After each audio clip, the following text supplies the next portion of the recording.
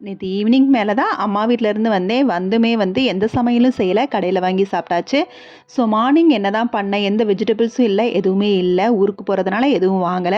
So அதனால என்ன பண்ணேன்னு ஒரு ராகி பாக்கெட் மாவு இருந்துச்சு. அத வந்து டிஃபன் செஞ்சுக்கலான்னு சொல்லி பிரேக்ஃபாஸ்ட்டுக்கு ராகி புட்டு தான் ரெடி பண்ணேன். ராகி புட்டுக்கும் ரொம்ப வேலையெல்லாம் இல்ல. நம்ம மாவு பெசைறது மட்டும் தான். ஓரளவு தண்ணி சூடா இருந்தா போதும். தண்ணி சூட்லயே வந்து நம்ம மாவு வந்து பெசஞ்சிரலாம்.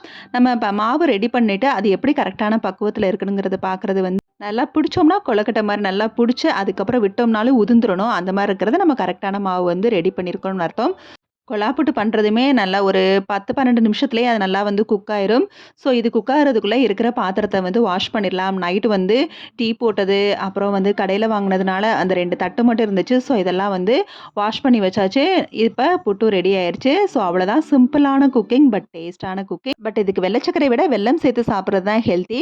பட் நாக்குக்கு அடிமை ஆயிருச்சுல, அதனால வெள்ள சர்க்கரைய தான் சேர்த்து சாப்பிட்டுருக்கேன். வாழைப்பழமும் அதோட பெசஞ்சு சாப்பிடுறப்ப டேஸ்ட்டாவும் இருக்கும். கொஞ்சம் நெறைய சாப்பிடுறப்ப விக்காமலும் இருக்கும், தெகட்டாமலும் இருக்கும்.